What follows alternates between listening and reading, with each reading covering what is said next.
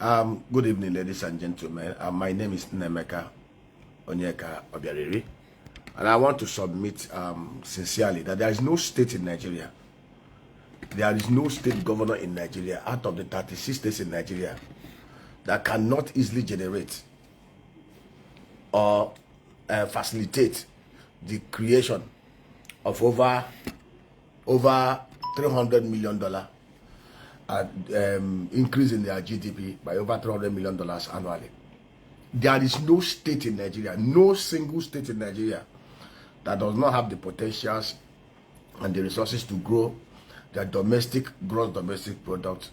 That is enhancement of productivity, growth of productivity of goods and services to at least $300 million, 500 billion annually. There is no state in Nigeria.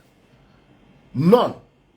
But the problem we have today is the constitutional and physical arrangement that is killing everybody, that is destroying everybody. We are protesting, yes. People are hungry. People are angry. We are shouting, end bad governance. Bad governance can only end when we treat the foundation.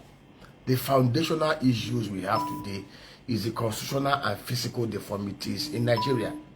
The triple demons of hunger, insecurity, and inefficiencies in the system are all attributed to the foundational issue. And until we fix the constitutional issue, the physical issues, there is no way we can end bad governance.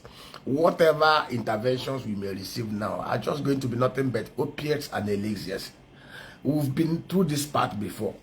And I say to anybody who cares to listen, the problem is not the removal of petroleum subsidy. I don't want us to understand this. The problem is not even the margin of the foreign exchange rate. The problem is the constitutional, the physical framework that allowed us not to do the right things. Because firstly, I want us to realize this. Vietnam does not have crude oil. Vietnam does not have crude oil. South Korea does not have crude oil. When Nigeria got her independence in 1960, we didn't have crude oil in such commercial. We only found that crude oil at Olobri in 1958 before independence. From 1959 to 1966, Nigeria was practically being managed with resources from the agro value chain and manufacturing. We had massive manufacturing concerns in Nigeria. Dr. Michael Okpara, the old premier of the Eastern Nigeria, 39-year-old medical doctor, from 1959 to 1966, without huge crude oil resources, built 214-kilometer industrial belt in the old Eastern Nigeria. They had the fastest growing economy in the whole of the Commonwealth. Medical doctor. And what was he using? Palm oil, limestone, cement, and agro products. The government was lean. He had some of the best consultants working with him. The North had massive granite pyramids, the cotton, the textile. The West had cocoa. The tallest building in Ibadan till today was built by Obafemi Awolowo. The West has scholarship. Over 430,000 people were under scholarship. Massive education scholarship. People were trooping in from all over the world to come and acquire education in Nigeria because we invested then in social infrastructure, social investment. That foundation had been destroyed.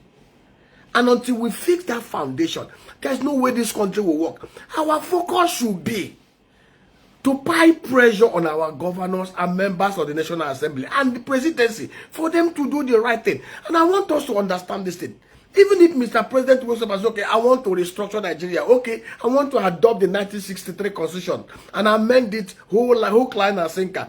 Just turn the 6 regions, currency regions into representative units and abort the state governments and let the 774 local government areas become provinces, just like we had it in the 60s.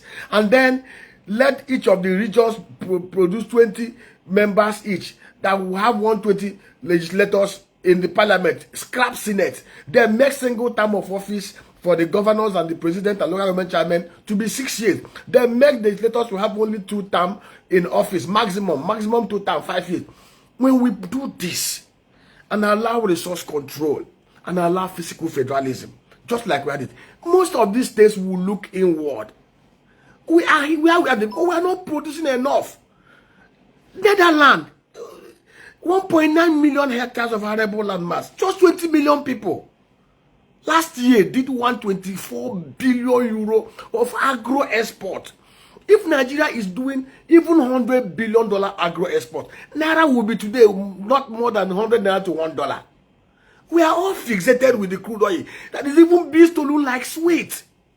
The pressure should be on the federal government to work with the state governors and the members of the assembly and leaders to amend the constitution, just the same way I have enunciated it.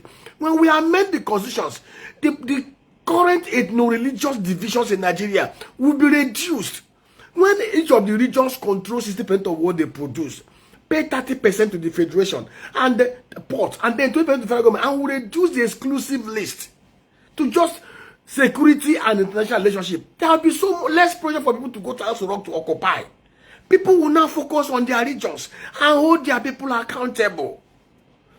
It was such a structure then that Ahmadu Bello, who was supposed to be the prime minister, refused to come because this autonomy of the regions were semi-autonomous.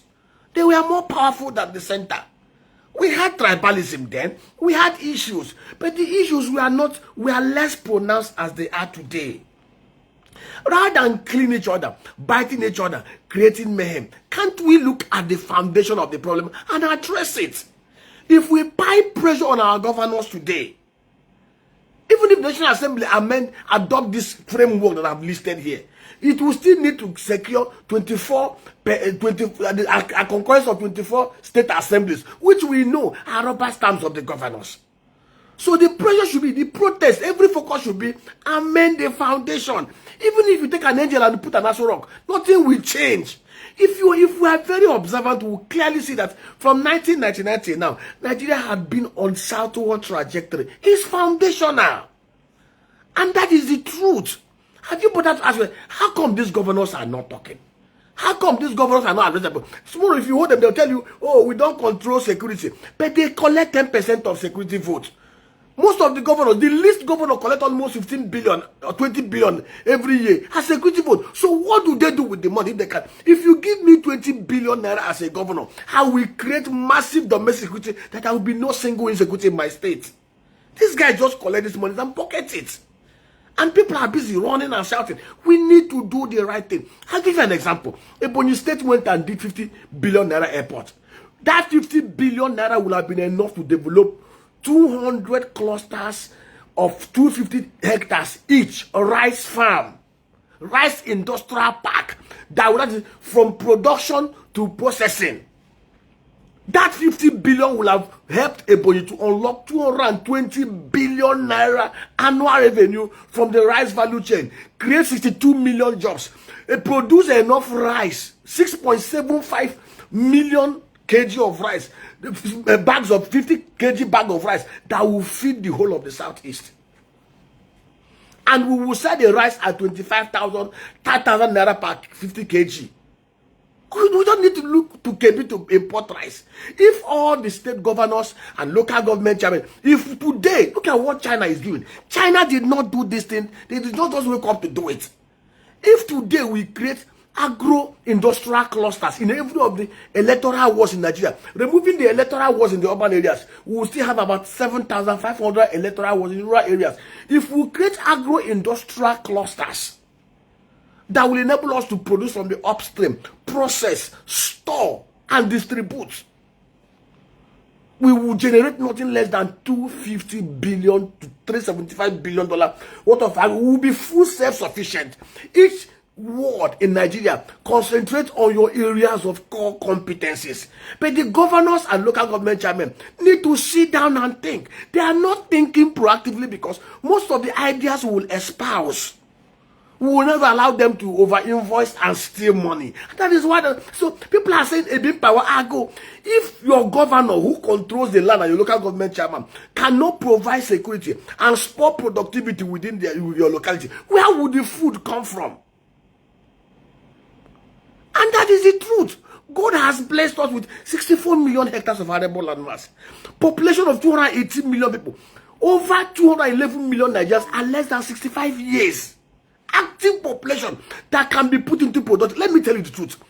Nigeria can easily grow our GDP to such a way that minimum wage can easily become 350,000 naira. There is no Nigerian that has his limbs and legs and mental faculty intact that cannot earn 350 to 500,000 naira every month if we turn this country into a secure and productive economy. But this thing can only happen when we fix the foundation.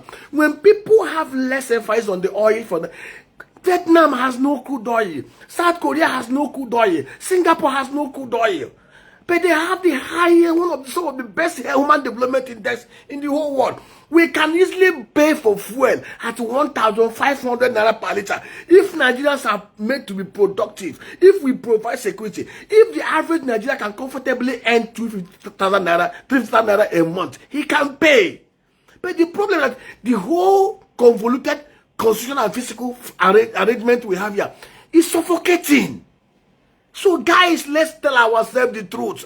We need to hold our governors accountable. We need to hold our local government chairmen accountable. And I repeat again, there is no state in Nigeria that cannot grow their GDP by nothing less than $300 million annually. If we have right thinking, creative-minded, honest, patriotic, and compassionate governors in the state with their local government house boys. Let's do the right thing and do the right thing. Thank you and God bless.